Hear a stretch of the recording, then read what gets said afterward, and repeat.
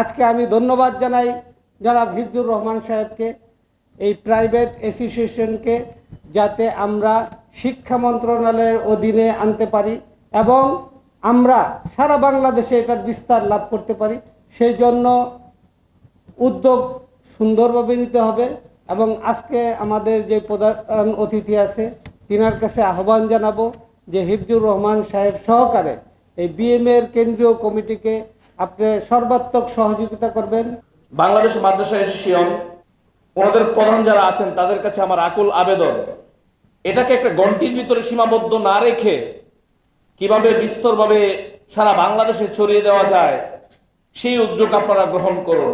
হাজারো প্রাইভেট মাদ্রাসার পরিচালক শত শত হাজার হাজার মানুষের কর্মসংস্থান করেছে।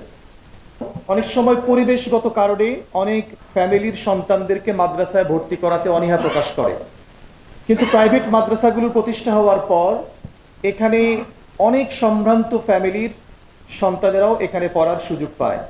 বাংলাদেশ মাদ্রাসা অ্যাসোসিয়েশন এটা এমন একটা সংগঠন যেখানে আমরা যারা পরিচালক আছি বিভিন্ন সময়ে আমাদের উপর অনেক বাধা বিপত্তি আসে, বাড়িওয়ালার পক্ষ থেকে, স্থানীয় নেতৃবৃন্দদের পক্ষ থেকে।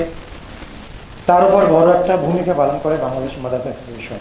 শুধু সেটিই নয়, বিশেষ করে অনেকেই বলেছেন যে প্রাইভেট মাদ্রাসা করতে গিয়ে বাড়ি ভাড়ার যে বিড়ম্বনা, কোনো নিয়ম নীতি নেই, যে যেরকম পারছে করছে।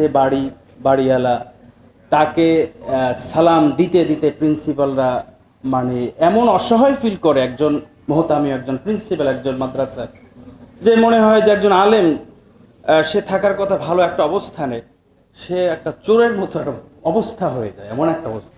পর্যায়ক্রমে ইনশাআল্লাহ পুরা বাংলাদেশের প্রত্যেকটা আনাচে কানাচে বাংলাদেশ মাদ্রাসা অ্যাসোসিয়েশনের কার্যক্রম চলবে এবং প্রত্যেকটা মাদ্রাসার পরিচালক, শিক্ষক, ছাত্র এবং অভিভাবক সহ এলাকার সকলে বাংলাদেশ মাদ্রাসা অ্যাসোসিয়েশনের মাধ্যমে উপকৃত হবে ইনশাআল্লাহ।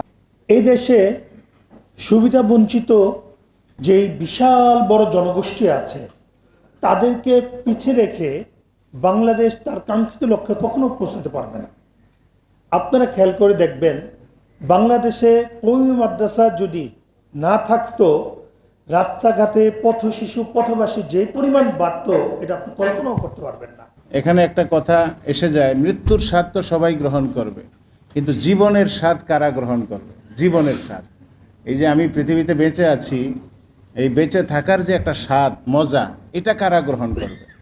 এই যে বেঁচে থাকার স্বাদটা, এই স্বাদটা বোঝানোর জন্যই এই কওমি মাদ্রাসা।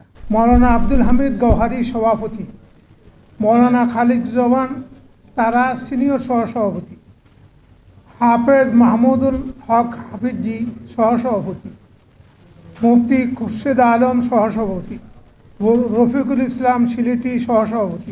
আমাদেরকে যে সৃষ্টিকে জন্য করেছেন, এই উদ্দেশ্য লক্ষ্যটা সারা পৃথিবীর সকল মানুষের কাছে পৌঁছায় দেওয়ার জন্যই এই মাদ্রাসা শিক্ষা।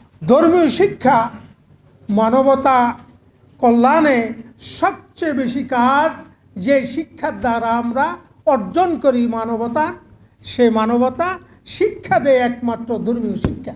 কওমি মাদ্রাসার সে কাজগুলোকে আল্লাহ সফলভাবে যেন তারা করতে পারে সে তৌফিক নসিব করিও। আল্লাহ আজকের অনুষ্ঠানকে কবুল করো। আলহামদুলিল্লাহ।